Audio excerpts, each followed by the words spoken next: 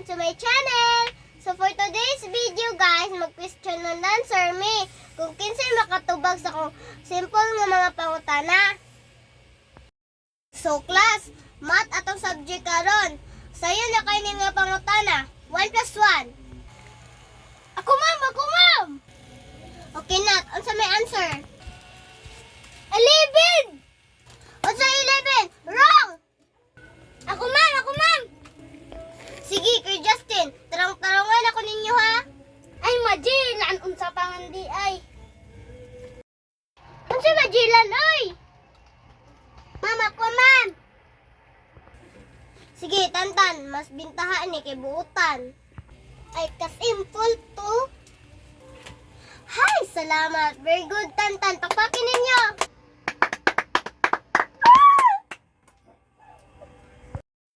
So class, next subject na niya. Sus, Mariusip kay Musmat, English na po taani. Next question is, unsa English sa baboy? Ako ma'am.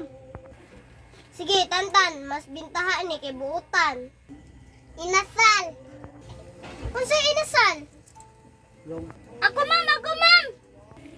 Sige, Kuya Justin. Oink, oink. Una, inasal. Karon, oink, oink. Wrong! Ako ma'am! Okay, Nat. Unsa may answer? Pig! Very good, Nat. Ang English sa baboy kay pig.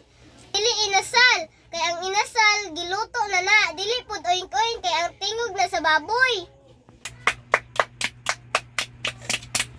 Next question. Sayo na kaayo ni. Sure kung na maka-answer mo ni. Kinsay nagpatay ni Majilan? Okay, Nat. Unsay ako, ma'am? Kasi niya lamang ko ni mo. Basin si Tantan. Okay, Tantan. Ikaw na lang. Unsay answer?